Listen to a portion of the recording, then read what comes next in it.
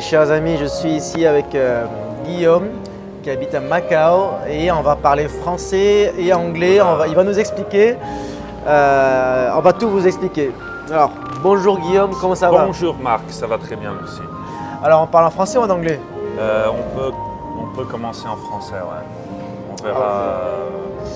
On verra le cerveau, comment ça digère le truc. Il a changé de caméra. Alors, Guillaume, tu es français, Yes, oui. Tu habites à Macao. Merci de me rencontrer aujourd'hui. Ouais. Alors, est-ce que tu peux… Merci à toi d'abord Ça me fait plaisir. d'avoir, quand on était coincé à Macao avec le Covid, tu es le seul à qui on pouvait parler. Ok. C'est une raison, De se pour voir laquelle… enfin en vrai. Pour se voir, ouais, tout à fait. Ouais. Alors, donc c'est vrai que du coup, on est en contact depuis, on va dire 2 ans environ, un peu plus de 2 ans. 3 ans, de 3 ans. Oui, de 3 ans de Covid. Et on se rencontre pour la première fois maintenant. Et moi, je suis très heureux. Et je découvre ton parcours. Tu nous as dit donc tu viens des environs de Nancy, maintenant tu habites à Macao. Est-ce que tu peux nous parler de ton parcours? Pourquoi tu es là? Pourquoi tu as quitté la France? Qu'est-ce que tu fais ici? Oula, en 5 minutes. En 2 minutes même, en 1 minute. En 1 minute. Ouais, mais une partie que je t'ai pas dit, ça commence très tôt, quoi, avec juste une curiosité naturelle, tu vois, de toujours vouloir. I'm gonna switch to English now. Yeah, okay, good. So like, you know, like being a kid, always asking like why we do this, why we do that and stuff, and like parents telling you to just shut up. And I've always been curious about like really everything. Like why do we do what we do? Basically, I think that's the most root like foundational question. Like why do we do what we do? And I remember like reading a book since I was like quite maybe 10 years old, something like about how in some African tribes, so if you have like an old person dying, like it's a very big issue for the tribe, right? Because it's like a well of wisdom that disappears. But if it's a baby that just died, people are like, hey, it's fine because he's not even aware, you know, and those kind of stuff. And how it's completely reversed in the West. And I found this like fascinating. Like, so there's some stuff, there's some stuff that I think or even I feel because I'm French, because I'm born in the east of France, because I'm male, because I'm white. So there's a lot of things that are not, I didn't think about them. So I wanted to go like see something very completely different and see what I can grab. So there's some stuff that in France are going to make more sense for my life, whoever I am. And there's some stuff in some of the cultures that are going to be better for my life. And I want to pick up the things from, so that's how basically I started wanting to go see things around. So I think that was like a natural need when I was young. And then I had to wait to be a bit older. So when I was, like I told you, I was supposed to go travel on my own at 21, and I had to postpone this a bit, so I left at 24, and then I never went back basically. Okay. That was long.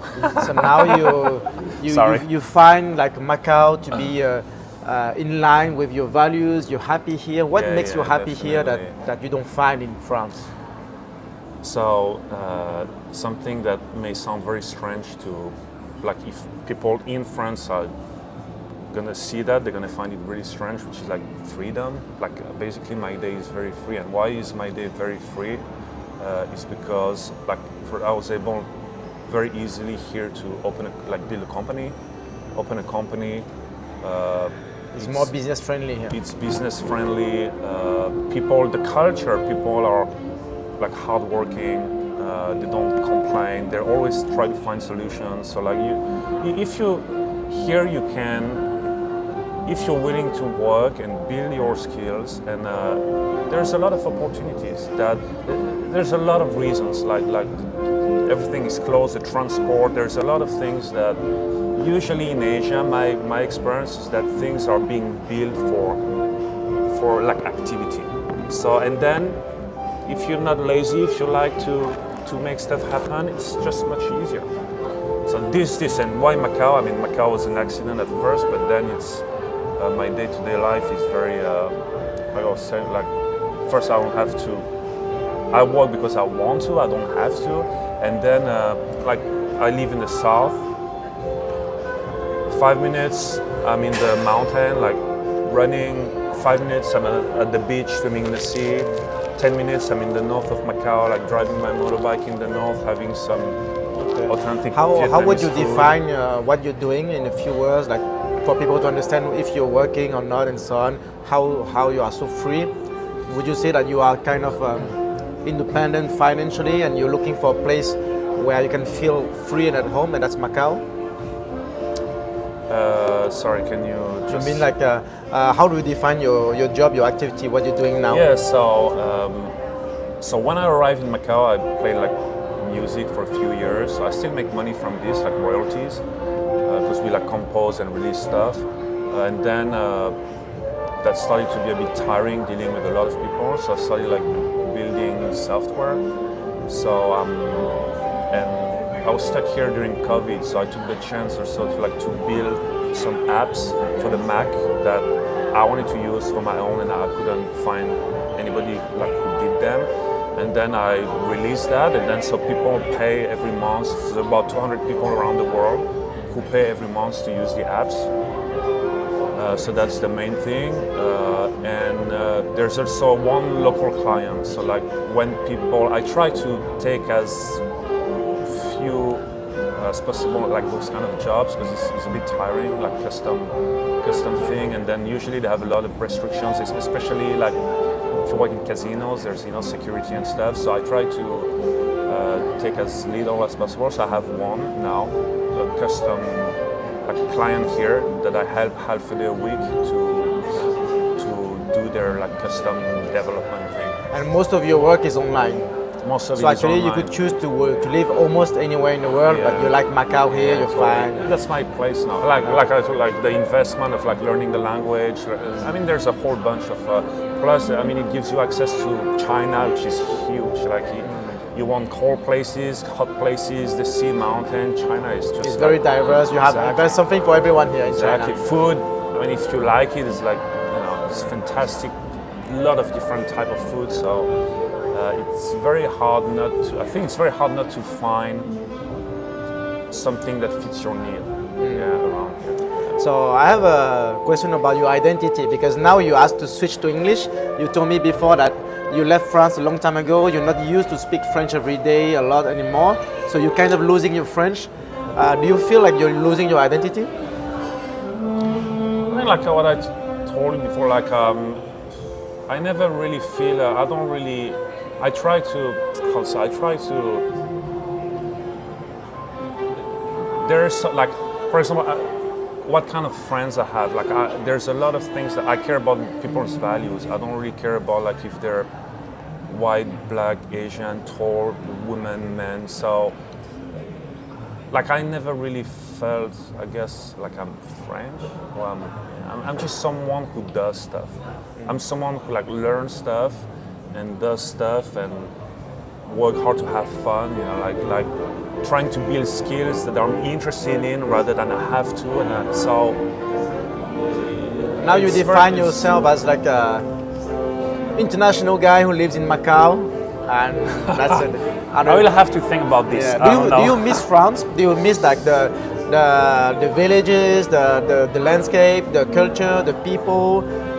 Do you miss France? Do you want to go back? Yeah, I mean, like I'll not go back there, retire. I have like 2 sisters, so for sure I miss them and I like to see them. Like for me, the best would be like if there was a way to quickly go for a weekend every 2 months, that would be perfect. I miss like drive. And I left when I was 24, so my experience from France is like first few times you drive a car. So I miss driving car. I miss passing by villages. I miss having just cheese and some wine with my sisters. Yeah, but the thing is like it's people have to do their own lives, right? So for example, what I used to do in the past, I need to go back to France next year because it's been like 6 or 7 years I haven't been. And the thing is like what I try to do when I go there is like try to go like 3 weeks or a month And it's tough because it's great when I see my friends or my sisters, but when I don't and they're busy and stuff, I feel like it's not my kind of life. I like to have food at 3 p.m.